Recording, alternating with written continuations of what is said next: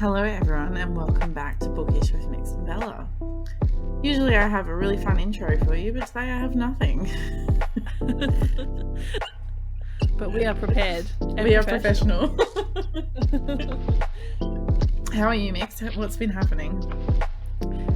Not a lot, to be honest. It's been pretty uneventful for me. What about you? Well, I'm not sick anymore, which is nice. Have you been getting a lot of rain? Like, I know, we're talking about the weather, but it's sort of It's the thing issue on the coast. No flooding down your way? No, I think it's just like up north from us. Don't need to send a kayak to rescue you? No, I think eventually it'll come down and we will. But I think next week I'm going to get the most rain. Oh dear. So, my little town floods after like 10 mils of rain. That's true, you're in a flood zone. Literally, like every time it rains, like at my old work, it'd rain and then suddenly half the store couldn't come to work. I bet they could have if they tried really hard. I mean, like some of them could have, and like it would take them an hour and a half. So they go completely around. Yeah. Fun story. One of the old managers literally told someone, "No, you need to be here. You can go the long way." Would have taken them 2 hours to get to work. And they're like, "Nah, I'm not doing it." No way. Yeah, that's so not worth it. No, not only, especially because it was still raining, dangerous, all types of things. Yeah, danger, exactly. Don't drive through floodwaters, guys. No. That's your PSA for the day. Yeah. Speaking of rain and rainy days, what more perfect weather than to read books? Yes. Right? What do you do on rainy days? We read. We read, and I'm excited for our next book. Yes. Because we've finished the novella, which was called A Court of Frost and Starlight. Yes, it was. This one was interesting. It was a little bit uneventful. It was very uneventful. However, I appreciate the different point of views. I knew you were going to say that because you were like harping about it for the last 2 books. I appreciated it. I got frustrated with it. Oh, really? But it was necessary. I did mostly because of writing the summaries. Oh, yes. It got very annoying because to get everyone's perspective in there and figure out what was going on. Yeah, I can understand it. But it was good to see it from different perspectives. Though we didn't get to hear from one perspective that I really wanted to hear from. But we'll get into that later. I think I have the same comment. So, A Court of Frost and Starlight. Let's have a look for the synopsis. Where is it? Here it is. Synopsis time. Are you ready? I'm so excited. For the synopsis? Yeah. Okay. Calm down. Here it comes. Okay. Feyre and Rhysand and their friends are still busy rebuilding the Night Court and the vastly altered world beyond, recovering from the war that changed everything. But winter solstice is finally approaching, and with it, the joy of a hard-earned reprieve. Yet even the festive atmosphere can't keep the shadows of the past from looming. As Feyre navigates her first winter solstice as High Lady, her concern for those dearest to her deepens. They have more wounds than she anticipated, scars that will have a far-reaching impact on the future of their court. Well, there you go. Well, again, the synopsis for me doesn't really match what I read. It doesn't. No. Winter solstice is finally approaching. I didn't realize we were anticipating it in the last 3 books. No. I didn't realize. No. That fairy Christmas is what we were heading towards. But that's exactly what it is. It is. But it's interesting that the other courts don't celebrate it at the same time, except winter. Oh, true. Oh, because they have, because obviously there's the summer solstice. Yeah, with the more, I wouldn't say summery courts. Whether that's there, like. But is there spring solstice, because I know in the beginning there she compares, and we'll get to that in a second, I guess, but she compares them, how she celebrated the spring solstice and how she's going to celebrate it with the night court. But there's no solstice in spring, right? I the think spring equinox. Yeah, I think they were celebrating the summer one. So the spring and the summer court celebrate theirs at the same time. Is that when they had the orgy? I think so. Or hang on. Oh, no. That was when she was all like shining in the light. Oh, yeah. And yeah. Oh, I was wondering about this from the start of the book and it's just clicked to me now. And they went for the swim or something and that's when they first started connecting? No. No. When she was up at the mountain with Ian. With Ian. The slimy little bitch. Goddamn Ian. Yeah. Yeah, so that was their summer solstice, I guess? Yeah. So, but then one of the summer prince dude says that summer gets 2 solstices. Solstices. What even is a solstice? Well, it's like the longest day of the year. And the longest day. Yeah. Right? And the equinox is the day that has the equal amount day and night. Maybe. Right? Autumn equinox and spring equinox. I don't know. Let's just pretend it is. It makes me feel smart. Yeah. That sounds smart. So let's go with that. All right. Well, let's get into the book then. Okay. Like I said, the different perspectives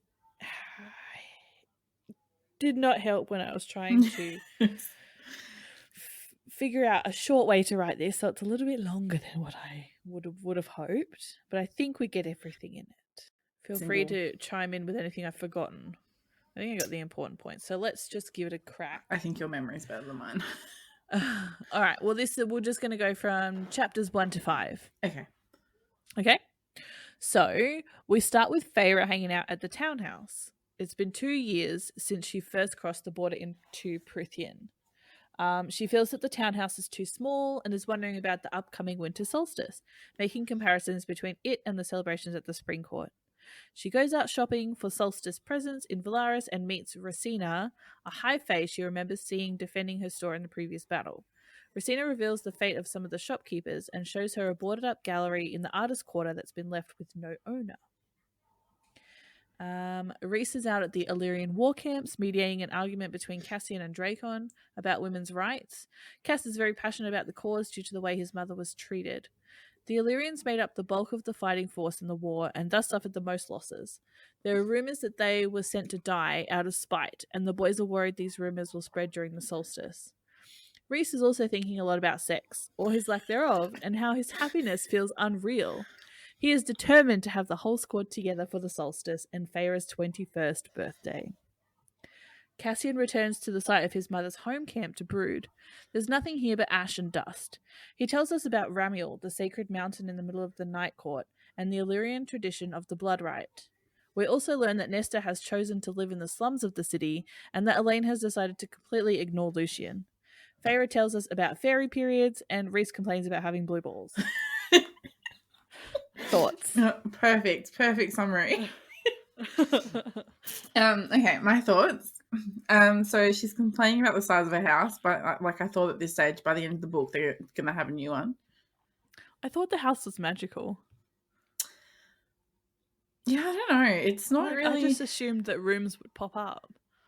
It kind of feels like that because, like, at different periods, they've had different amounts of people there, and they can always fit them all in. Yeah, I didn't realize it was small.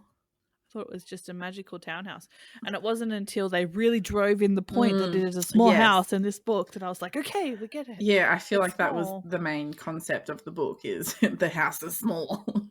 Exactly. So, the boys were like, well, they were talking about going on a hunting trip, which I thought was very interesting because the fairies are meant to be like animalistic, and then they're going hunting.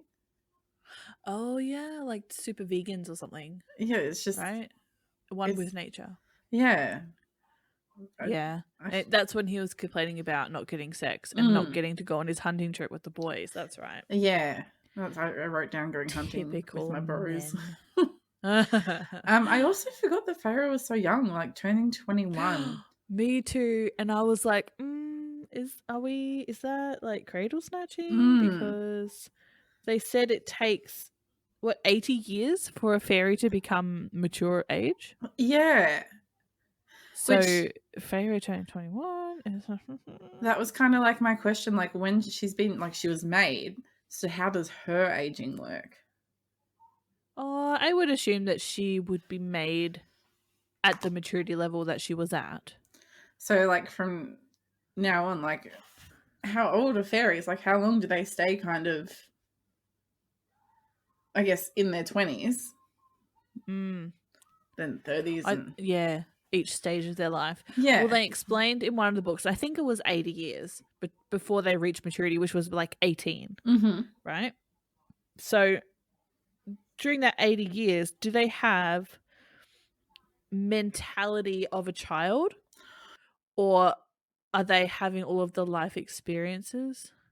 Imagine going through puberty for like 30 years.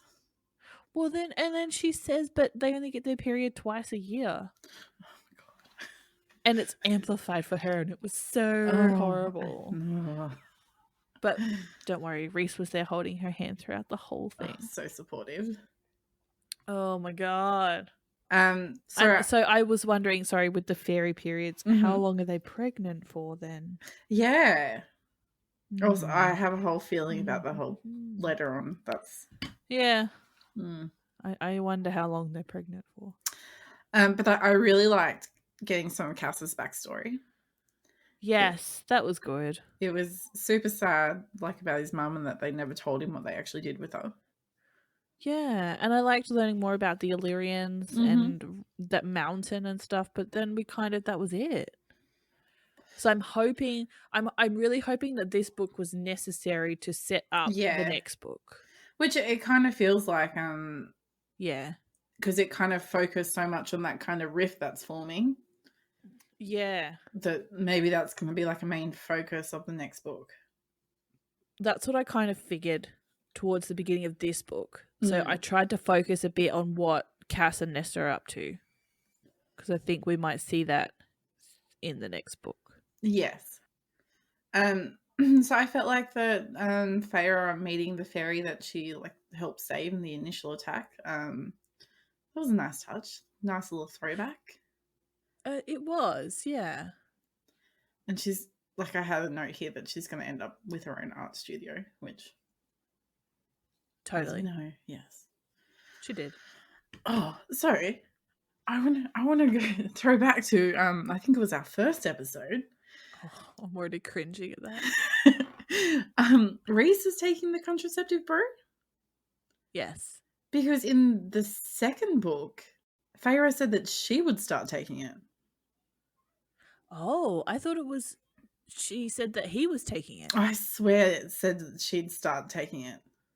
Possibly. You were paying way more attention to I'm all about that. Contraceptive brew than I was. And toilets. Yeah. Don't worry, they mentioned that in this book too. I feel like Reese is just trying to create issues within their relationship, like complaining that they don't get seeing enough of each other, and the happiness is just so unreal. Yes, he keeps going on about how it's like, how could he be so lucky? Yeah, I just feel like they're trying to, the author's trying to create problems where there aren't any problems. Yeah. I'm whinging about not having enough sex. I know. Which I wrote, well, welcome to marriage. Calm down. She's 21. Not even. I don't know how I feel about this, but that's my notes. I didn't like it. No. Because, like, they've made him out to be this guy who doesn't care about that, and it's all about the feelings, and he's there for her physically when she needs it, but he won't push her, and it's all her choice, and blah, blah, blah, blah, blah. So I didn't like that they put a lot of pressure on that aspect of their relationship. It didn't feel right. Anyway, moving on. Next. Yes? Yeah, I'm good. Right. Chapters 6 to 10. Moore, Feyre, and Rhys have gone to check in with Hune City. As Azriel predicted, Eris is there visiting Kier. Damn, autocorrect is corrected to Eric. Seeing her father and Eris together triggers horrific memories for her, and her PTSD causes her to miss most of the conversation. We do hear of Tamlin and how Beren may be looking to expand his borders into the human realm. Later, Rhys learns from Az that the rumours and discontent toward him have spread to more Illyrian camps than they first thought. There seems to be some tension between Az, Lucian, and Elaine. Lucian decides to spend the solstice at the Spring Court. Rhys plans to visit Tamlin and find out how he is protecting his borders. Rhys implies that Nesta is drinking a lot. A storm is brewing in Illyria. Cass enters a shop in one of the small Illyrian towns taken over by the previous owner's daughter. She has her wings clipped and reminds him of Nesta with her fearless attitude. He buys all the winter gear and tasks her with handing it out to those who will need it to weather the storm. Feyre walks to Racina's studio planning to join her art club. Anxiety has her changing her mind at the last minute, and instead she winnows into that boarded-up gallery across the street. She paints herself in beast form as she saw in the Ouroboros mirror. She feels relief through the painting and leaves it in the gallery to return to the next day. All right. What are you thinking? So I really enjoyed Moore's point of view. It's a bit heartbreaking to hear what she went through. It was hard read. Yeah. Also, why don't they just kill her father? Like, I feel like so many issues would be resolved if he was just dead. Right. They did explain why. He's so, like, defiant and untrustworthy. Yeah. Something about not knowing who would take his place. Oh, maybe that was a different court. Yeah. I don't know, but I do agree that he needs to die. Yeah. But it's like they have no control over him in that city, like we were talking about last episode. Yeah. So if they were to just kill him, then would his whole dark army or whatever they're called come, like, fight back? Yeah, I guess that's the other issue with it. I feel like it was never really explained or fleshed out properly, the whole, like, politics of that kind of, how that all worked. No, it was kind of explained that, like, Rhys lets them kind of have their own court, and, like, he just comes in every now and then and... Yeah. But he lets them, but then he has no say in what they do. No. But he just comes in and sits on the throne. Yeah, exactly, and does weird shit with his mate. Yeah, weird. I hate that word now. Mate. Yeah. And male. So annoying. So I wonder if in the next book maybe it will focus on the potential civil war with the Night Court. Oh, maybe. Because with Eris kind of being all buddy with, what's his name? Kier. I keep wanting to say Kiev for some reason. Kiev. Yeah, it could be something brewing there, I guess. Maybe. Also, I feel like Feyre did a bit of breaking and entering. Oh. Into the boarded up store. Like, it's not her store. Oh, right. But she's the high lady. She can do whatever she wants. But still, like, have some respect. But I did like that they were kind of, in a way, addressing what happened in the mirror by having her kind of paint it. Yeah. But otherwise it wasn't really, I don't know, still nothing there. They could, yeah, that was skimmed over in the last book. It was, I feel like we could have heard more about how she found herself. But I guess we just have to accept it and move on like she did. Yes. And if I didn't already know that Cass was going to end up with Nesta, I would think that him and this Emery chick, the chick that owns the store, like, they seem like a good match.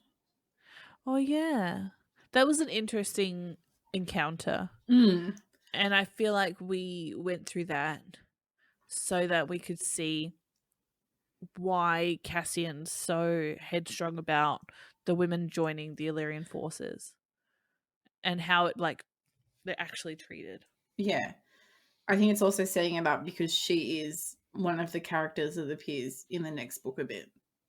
Oh, really? Yeah, I've seen her name. out there. Spoiler. I honestly didn't think we would be visiting her again. I thought it was just more of a, this is what happens to the women in the Illyrian lands or whatever. No, she's definitely comes back up. All right, fine. That's all I know, though. I didn't look into it. I saw it and I'm like, damn it. Sure. Maybe. I'm excited to read the next book. It's a big book. I'm also kind of getting exhausted over this whole, all the courts. I'm so over Feyre and Rhys. Oh, me too. I hope the next book is good. All right, well, let's get through this one. Okay. Moving on to chapters 11 to 16. Rhys winnows to the Spring Court, where he finds Tamlin in solitude. He's the only one left in the Spring Court and is unable to protect his borders. Rhys offers sentries for patrols, but Tamlin refuses, too deep in his depression to care. Back at the townhouse, the squad are getting drunk. Amren tells them how she chose her human form and complains about having to eat food and figure out how to use a toilet. Feyre goes to find Nesta, who's getting drunk in a seedy bar. She has no money of her own, so Feyre bribes her with a month's rent to come to the solstice celebrations. Rhys and Moore have a conversation about Kia's open invitation to Valaris, which was bartered for in the war. Rhys offers her a different job within the court that will see her away from the city more often than not, and tells her to think about it for a few days before agreeing. Later, Feyre and Elaine visit a gallery where a weaver turns her grief at the loss of her husband into art. She's created a tapestry using hope, an iridescent silver thread, and void, a thread absent of all colour. This inspired Feyre to return to the abandoned gallery to paint. She wonders if teaching art to others could ease their grief like it does her own. Feyre discovers that Nesta has been visiting and confiding in Amren. She asks Amren to convince Nesta to come to the solstice. It's Solstice Eve, and Rhys, Cass, and Azriel are also complaining about how small the townhouse is. The impending storm is mentioned again. Nesta does not show up for dinner. All right. So it makes me happy that Tamlin looks like shit. He's definitely a broken man. He did it all to himself, though, so I can't really feel sorry for him. I had in my mind, I had a vision of, I don't remember which movie it was, but remember when Thor's just let himself go? Oh, yes. He has. Yeah. He has the gut and the beard and the dirt. I'm like, there he is. That's him. Perfect. But we love Thor. We don't love Tamlin. No, we don't love Tamlin. So I feel like Amren's also set herself up perfectly. Everyone just buys her expensive jewels, no questions. Oh, 100%. She's got it made. So good. Although I have questions around her toileting issues. So she complains that now that she's human or high fae, she has to eat food and thus has to learn how to use the toilet. Yes. But before, she had to drink the blood. What goes in must come out. Well, this kind of, I thought about this, as I do. And I thought of it in the way that vampires, they drink blood, but it goes in, but it doesn't come out. Are you sure? Well, in every vampire book I've ever read, that's never really mentioned them going to a toilet. But it's never mentioned them not going to a toilet. True, but I've always seen it's just like a nutritional thing. But I've never once thought that vampires don't go to the toilet. Oh, really? I just assume it's because we eat food and then we take our body takes whatever we need and then the rest goes out. Yeah. I always figured that vampires, they get everything from the blood. They take everything and then there's nothing left. But isn't it if we were to drink just straight water? Well, I imagine water has everything we need, but there's still going to be stuff to get rid of. I imagine that if they drink the blood and then that blood goes around their system and goes in with the blood they already have, because I guess it's different because she's a thing. I don't know what she is exactly, but with vampires, if they don't drink the blood, they dry up. But what if they drink too much blood? I don't know.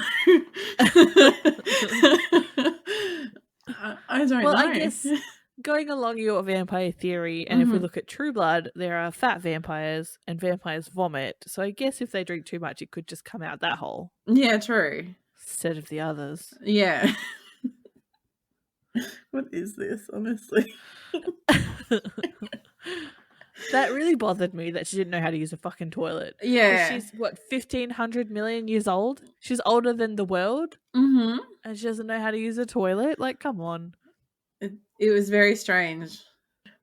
The toileting just got to me. Just like, why? Why take it that way? I feel like it was nice after our conversation last week for it to be brought up again in another book. Of course. And I feel like every single book there's been some kind of toileting issues. Yeah. Like, guys, get your shit together. just use the toilet, guys. It's fine. I'm a little bit over the weird mind sexting. Oh, yes. Like, it was kind of cute a couple of books ago, but now it's just like, like, I get it, you guys. Yeah. But also remember, Reese still has blue balls. Mm-hmm. Yes. He still hasn't gotten laid. So that's No. all he's thinking about. Yes. I thought it was interesting how much Elaine was like talking all of a sudden. Yeah. She was a couple of chapters there. She was very just talkative and talking to Azriel a lot. I still don't understand what that dynamic is. No. Because, yeah. But then when Amran was talking about how she became, or how she chose her human form or her body. Yes. Elaine questioned her about whether she could change it again. Mm-hmm. And Amran took that as, well, you want to become human again, and that's not possible. Yeah. And then she, like, had a hissy fit and stormed out. Yeah. So that was interesting. It was interesting. I wonder if that's going to be something, whether that's setting it up for another book or something. I hope Elaine gets her own book. She'll have to. With Surely. Elaine and Lucian and Azriel. Yeah, whether that's like a little love triangle. I wonder if they'll become a throuple. Maybe there's 2 mating bonds. Maybe. Did you pick up on the vulgar gesture? Oh, I try to skip over. I skip over vulgar gestures. Mm-hmm. Vomiting. Yes. And just the sex scenes. And the sex scenes, yeah. So they mention Nesta and potential death powers again. And we see her, like, shadow claws come out. Oh, so I really want a book about Maul traveling the continent. Yeah, that'd be cool. Just to get like a better idea of how it's set up, and then maybe she goes out and, I don't know, meets a bunch of people, and it's a better story than what we've had so far. Yes, and let's her lesbian flag fly. We want to see that. Although, why does she have a super secret manor or mansion? I assumed that they'd all have their own place. Yeah. But they all just converge around Reese because that's like the head figure of the little family they have. Yeah. But why is it super secret? Why is it a mansion? Who looks after the horses? And why could she only stand to be there for a few days at a time? Oh, true. And who was the shadowy figure in the forest? Oh, I forgot about that. Though I think we haven't even got that far yet. I think we're ahead of ourselves. True, but still. Let me read the next part. Okay, read it. Hold on. All right. Well, this is the last bit, and then we can talk about everything. Okay. It's finally solstice and Feyre's birthday. Reese gives Feyre her birthday presents, art supplies, and the opportunity to draw him naked. When Feyre's done drawing dick pics, Cass and Az steal Reese for the day, as per tradition. We later find out this is for a snowball fight. Lucian shows up briefly and brings a gift for Feyre and Elaine. He's formed a club with Durian and Vassa and has officially been kicked out of the spring court. Stop it! Let me get through this. I'm stuck on dick pics. I know you Sorry. are. I'll mute myself. Keep going. Compose yourself. That evening, Feyre gets a birthday cake and Nesta arrives as the squad begins opening presents. She mostly ignores everyone and they go back to exchanging presents. Most notably, Feyre gives Reese her Ouroboros painting and Elaine gives a gift to Azriel. Nesta leaves not long after, taking the rent check from Feyre as promised. Cass storms out after her. Cass tries to walk Nesta home. She refuses his company and the present he offers. Nesta eventually dismisses him without a word, making Cass feel as worthless as he felt in the Illyrian camps. He throws her gift into the Sidra River. She, stuck in a deep depression, feels nothing, unable to even light a fire for fear of the crackling sounds triggering her PTSD. Feyre tells Rhys that she wants to start a family, and Rhys finally gets laid. Rhys gives Feyre an estate by the river to rebuild into a bigger and better home. Then he goes to check on Tamlin, who wonders if he'll ever deserve to be forgiven. Rhys cooks him a steak and tells him to get his shit together. Moore stops at her secret mansion before heading to the Winter Court. She mulls over Rhys's job offer and notes a shadow watching her in the forest. Feyre buys / is given the art studio, finds out about an artist charity and asks Rosina to be her business partner. The storm passes uneventfully, and Rhys, Cassian, and Azriel are back at the Illyrian camps. They worry about the rumours and discontent that has spread further than anticipated during the solstice. Cass is still brooding over Nesta and the lack of girls in the training ring. A month has passed. Feyre and Rosina host their first lesson for the broken children of Valaris at the studio. Rhys comes to walk her home. They reminisce over the past, share their gratefulness for the present, and wonder about their hopes and fears for the future. The end. Okay. All right, you may speak. I have, first of all, if my husband turned around to me at Christmas and said, "Here you go, you can paint some dick pics," I would be very unhappy. Here's me naked. I would be extremely unhappy. I would, yes. There would be lots of laughing involved, and I don't think my husband would feel very appreciated. No. If he were to present himself like that to me, I would just laugh. Yes. Oh dear. But also, so I think in one chapter, they make a big deal that somebody says gentlemen instead of gentle males. Oh yes. But then when they refer to the girls at the camp training, why do they not say females? Oh, instead of women. Yes. Well, they make such a big deal that like it's males and females, not men and women. Because they're not men. Mm. Yeah, and then suddenly, but it's girls training, not females. Yeah. So why is it? Is it like an age thing, maybe? No, it would be a respect thing. It's just very odd. I would assume that the Illyrians call the females women and girls because they are not viewed as equals. Yes. That makes sense. I didn't notice them calling them females in any of the other courts. No. So it makes sense for the Illyrians to do that kind of. Mm-hmm. But for the rest of them, yeah. I don't remember them being referred to as females. Just lots of males. It's all about the males. It is. So Lucian returns. Oh yes. Which I'm really happy about. Love Lucian. He deserves a happy ending. However, they bring up like who his true father is again. So I wonder if that's going to be something later. It'll have to be. And because they also bring up he's made this little group, the Band of Exiles. I love that he has a cult. I know. He's got some friends. So that would be that could be something interesting down the track, whether that comes up again. I wonder if a lot of this stuff will come up in the next book, or whether we'll have to wait for them to get their own books to kind of flesh this all out.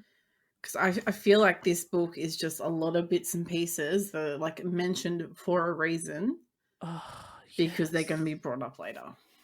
Yeah, that's how I felt. And I felt like it was a necessary book that's had to set up the next book, which is a beast of a book. It's very big. Yes. Did you notice that the tiny cabin in the top of the mountain or whatever also has a steam room?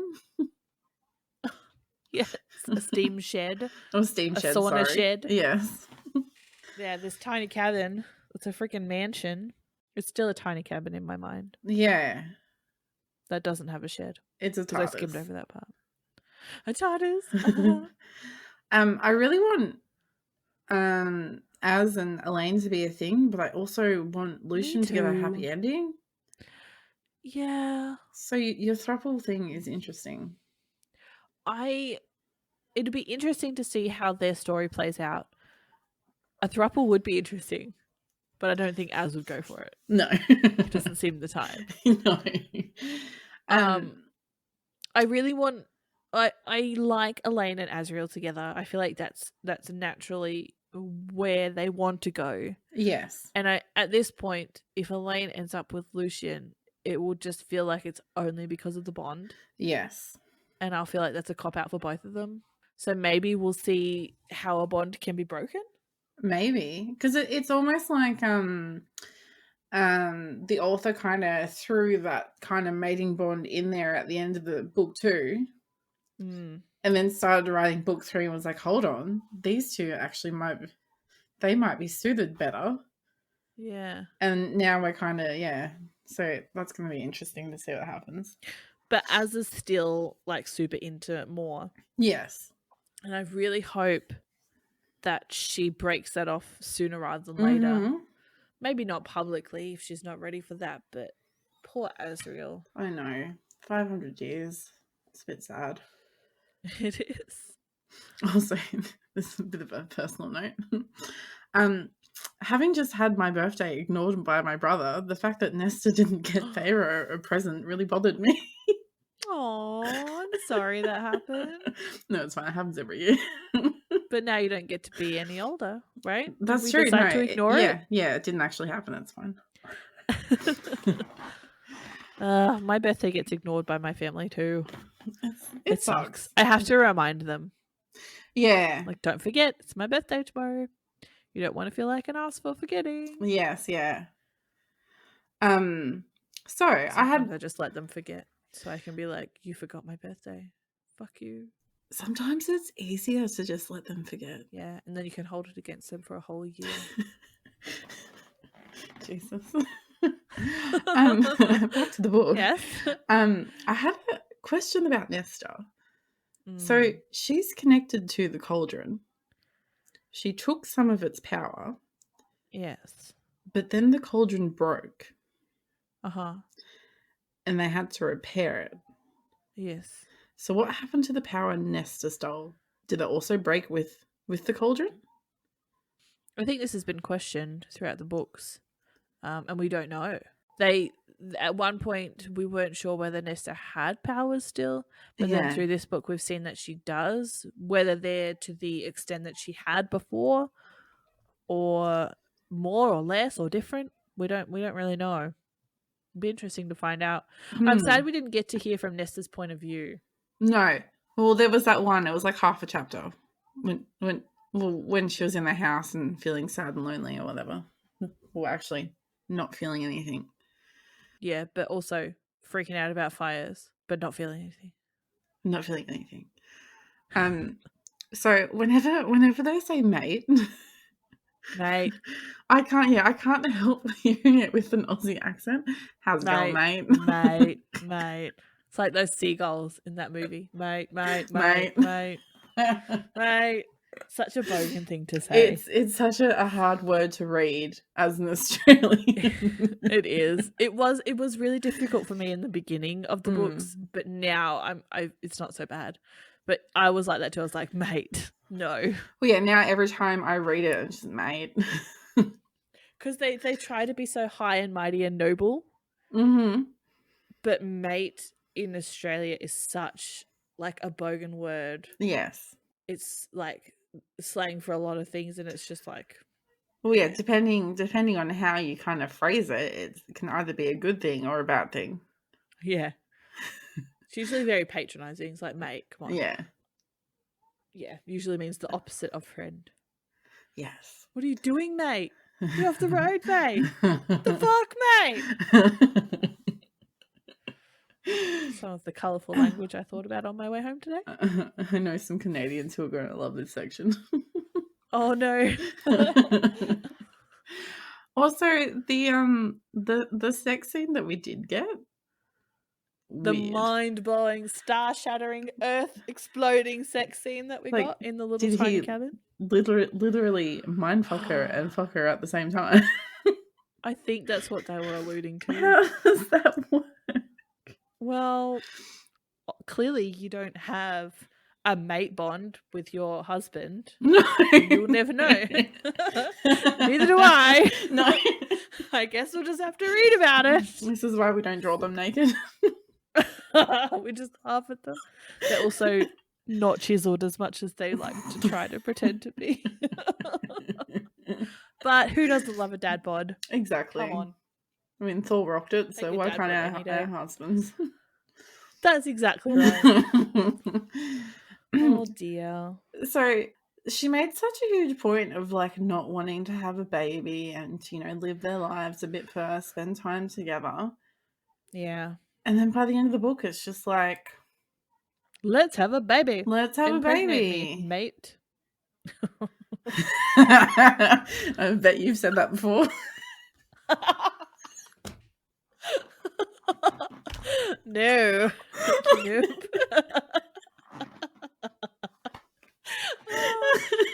I can't with the mate now. Mate. Oh, mate. We've still got like another book full of this as well. Oh no. I forgot what I was going to say. Oh, well, they went and talked to that Weaver lady, and she was like all full of regrets about not having a child and her husband going off to war and stuff. So that's what made her change her mind. But still, like, especially because she is so young, and like, yeah, surely they could really just have like old. 50 years of just, you know, having a good time, and then maybe think about it. But what if he dies tomorrow? He could get hit by a bus. You don't know what's going to happen. That's true. They have buses if they have toilets. And apparently it's very hard for them to get pregnant as well, so. Well, they were trying, that couple was trying for 300 years. Jesus. Imagine being with somebody for 300 years. Oh, no. That's a lot. That's a long time. That's a big commitment. I don't know. I'm not sure if I'm ready for that. Back to Moore and the shadows in the woods. Oh yes. Is it the Braxis thing? The monster in the hole? Oh yeah, maybe. Because she want to be friends. Because he wanted a friend. Yeah, he just wants some company. Yeah, maybe he's decided to be Moore's pet.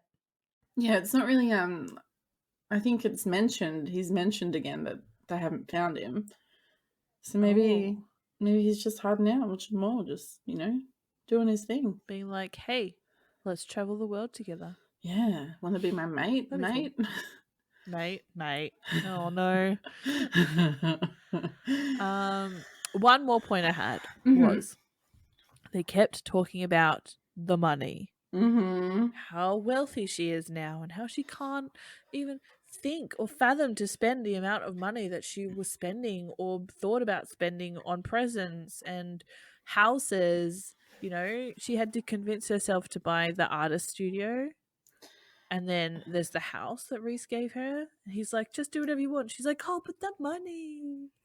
He's like, we are loaded. And she's like, oh, but the money. Like, I get it because she kind of, well, she didn't exactly come from nothing. Like, they were wealthy before they had nothing. Yeah. Which makes me wonder why Nesta's living in the slums when she was all about appearances. Yeah. That bothered me as well. But yes, the money. Especially when she was shopping for presents for her friends, and she kept complaining about their wealth or whatever. I don't understand why she had such trouble spending it when it was going into the pockets of her own people. Yes. Support small business. Exactly. Come on. We've all been through COVID. Yes. We know that small businesses are struggling. They need our help. Right. So why would you worry when you've got all this so much wealth where you wouldn't even be able to put a dent in it no matter how much you spent? Why not put that back into your own economy? Because we can't get through a book without her having something to complain about. Oh, right. It's the house. It's the money. It's the sisters. And Nesta, who's an alcoholic apparently. Yeah.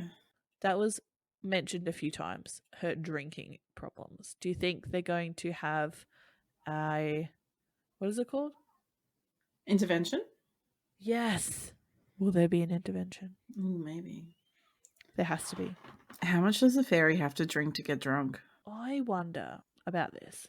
So, yes, how much does a fairy have to drink to get drunk? I assume there's special fairy wine that would get them drunk quicker. True, or made for their bodies. But I assume that fairies don't get things like the flu or cancer or COVID or any of the things that plague humans. Yeah, yeah. So, but they get addiction Mm-hmm. and mental health issues. Yes, we've seen that with Tamlin, yes. Mm-hmm. And well, we've seen that with all of them. Yeah, they're all pretty All of them fucked have up. some kind of mental health issues. There's anxiety, there's PTSD, there's depression, there's all these things. Mm-hmm. It makes me wonder how there's alcoholism. Do you think there's a fairy psychiatrist? Maybe it's one of those day Marty things. Because they talk about, like, they've talked about healers and shop owners, and, you know, you've got people that work in, I guess, like, kind of military setting. But what about, like, I guess, does the healer cover that section? They can just go in and, like... Maybe they need like a shaman. Mm. Maybe they need to go to a retreat. Fairies need psychologists too. Yeah. Oh, I think that was the last of my notes. Very interested to read the next book. Yes. Because I don't want to keep thinking that Nesta's such a bitch. I know. I kind of want to get into her story and just kind of see how it's going to play out. At the moment, she feels very shallow. Like, get the fuck over yourself. So, yes, I'll be interested to see how that all plays out. Anyway, moving on. So, we've now finished the trilogy. Yes. And the novella. What are your overall thoughts on it? I didn't know I was going to get asked that question. I've enjoyed it. I liked it. The second book was the best. Yes. I feel like this book was necessary. I think it was a good series. Be interesting to see how they keep going. And she's got more books coming out. Mm-hmm. So it'd be good to see how they end up fleshing out the whole story. Maybe once all the books are out, we can reread it or something. Yeah. Or revisit it. And then all these questions and things that are bothering us will actually make sense in the scheme of things. Yes. As it stands at the moment, it's not my favorite series I've read, but it's a good one. And it got us back into reading, which I'm grateful for. Yes. I definitely feel like the second book was definitely like the highlight of the series. I think as a trilogy, it wasn't really strong. Like, yeah. It wasn't a strong trilogy. No. The novella kind of... It was like, it's a kind of a nice ending, but also like it's a novella, so nothing really happened. It was just kind of setting stuff up and whatever. If I had just read to me, sorry, no, you're right. Just jumping in there. Obviously you've seen Beauty and the Beast, right? Yes. You probably don't know that there was kind of a Beauty and the Beast Christmas special. Yes. You did? Yeah. You knew this? Mm-hmm. This book felt like the A Court of Thorns and Roses Christmas special. Yes, yeah. It was necessary, but it was like a Christmas special, you know? Yeah, no, I agree with that. Anyway, sorry to interrupt your thought. Well, I forgot my thoughts now. So. What? No, I appreciate the novella, especially if it is setting it up. You know, obviously we know it's introducing new characters. And I'm hoping, oh my god, I'm so hoping that we kind of move away from Feyre and Rhys. Yes. And I hope that Nesta isn't so whingy. Yes. They keep talking about how strong she is and how headstrong and strong-willed and all this stuff. So I hope she doesn't revert to being like whiny about things that don't actually matter. Yes. But after the next book, I will be glad to move on. Oh yeah, me too. It's been an experience. It's been a long one. I'm glad we chose this for our first series in our podcast of epicness. Yes. But I also do want to put it to you that we revisit this for our 100th episode and redo it because I'm already having cringe from the first episode. Yes. We can definitely do that. So, what rating would you give the novella? Oh, I forgot we had to rate it. I don't feel like it's worth going into other people's reviews because it is just a novella and it's just kind of more of a fluff piece. I think for the fact that it gave us more insight into Cassian's backstory and more and the squad a bit more, I give it a 2.5. Oh, jeez. Yeah, because there was just a lot of whinging and a lot of shit that didn't need to be in there. Yeah. I would give it a 3 because we did get What did we give the last book? 3.5? 2.5? No. I thought it was a 3.5. Did we give it a 2.5? No, I thought it was a bit higher than that. Oh. Well, I want to give this whatever rating we gave that. I feel like they're on par. Okay. Well, I think a 3 because it does, the different point of views were kind of interesting. And then I feel like that it is setting up a lot of stuff for the next kind of, whether it's the next trilogy or it's just like the next couple of books or whatever. So as long as those things are kind of explored more, it can stay a 3. Otherwise, it will drop down to 2.5. So I have a question for you. Oh, dear. Would you like to know what we're reading after this series? I would. I'm so excited. I've been waiting for this. I'm so excited. I'm very excited for this. I kind of... Oh. I thought about it kind of halfway through me complaining that I couldn't find anything. And I'm so glad you found something. I hope that you kind of agree about my excitement for it, and I hope you actually haven't read it before. Because I can't... We have spoken about it, but I can't remember what you said. Oh, no. This was suggested by our good friend Lady B. Oh, I love B. I miss them so much. Favourite British person? Is that what they are? I don't know. She's just my fave. So, you ready? Yes. What are we reading? Tell me. The Practical Magic book series. Oh, I haven't read it. How many books are there? There's 4 books. Okay. So the original was written back in like 1992. Oh. And then in the last 3 or 4 years, she's written, so it's, what's her name? Alice Hoffman. She's written another 3. Okay. So we have 2 options. We can read them in the way they were released, or we can read them in chronological order. What would chronological order be? So I think because there's one of the books she's written recently goes back to like the 16th century or something. Oh. And then it's like Practical Magic, and then there's 2 books after that. But apparently the author has said it doesn't really matter which way.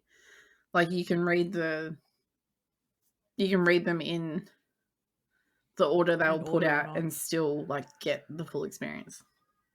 Okay. Maybe we read it in chronological order then. But then like do we want to read the one that's based on the movie? Or the movie's based on? Because I've watched that movie like 100 times.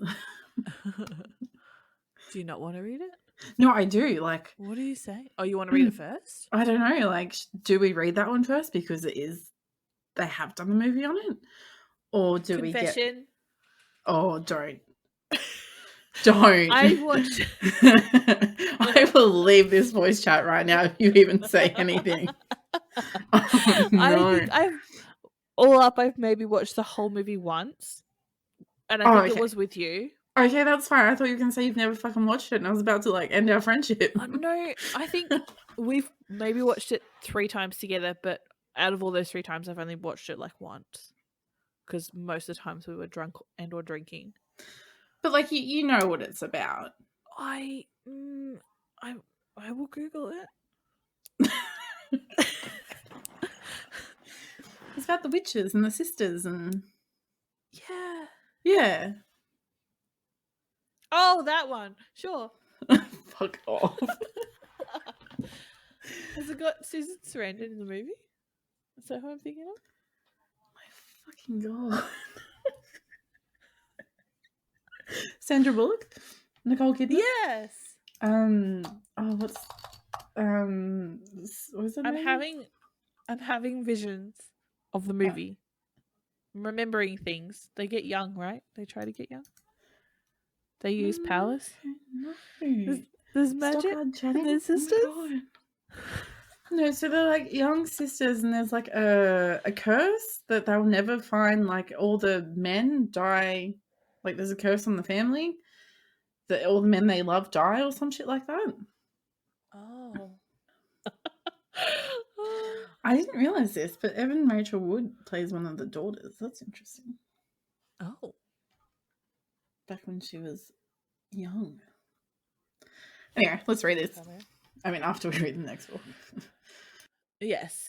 I was going to say, because we kind of have the unwritten rule, if we don't like the book, we don't read the series. But even if we don't like the first book, we need to at least read the second book. Yes, we will. I promise. Because I know it's so good. I'll give it the 50-page test, but I'm sure this one will pass. Oh.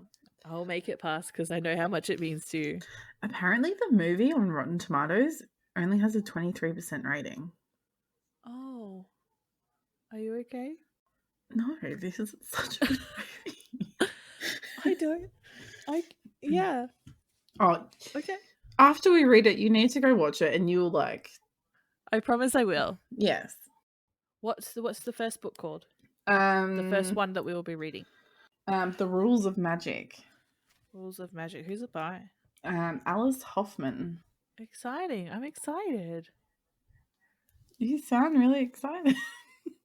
No, I am. I feel bad that I'm not as excited about it as you were hoping I would be. But only because I don't remember the movie. I'm sorry. It's one of those movies when like I can't... If I don't know what to watch, I'll just go back and watch it. I feel like I watched this with you at your mum's place. It was either this movie or an Elvis movie that we would watch then. It could have been both, to be honest. Yeah. No, it was one or the other that we watched like on rotation. So that's why I don't remember all of it. Well, I'm pretty sure I have... Like, I had the box set of all the Elvis movies and I forced you to watch them. Yes, I remember that. Just like you forced me to watch all the Barbie movies. I never forced you. You willingly participated in that. I was drunk. Viewing of the Barbie movies. All right, you ready to wrap it up? Ready. All right. Mates. So next episode we'll be reading Court of Silver Flames. Feel free to send us your thoughts via email or Twitter. Links will be in the show notes. We may include them in next episode's discussion. Happy reading, and we'll see you next time, mate. Mate. Also, it really bothers me that you don't say the A in front of a court of whatever every single time. Oh, it's because it's pointless. It's just a letter.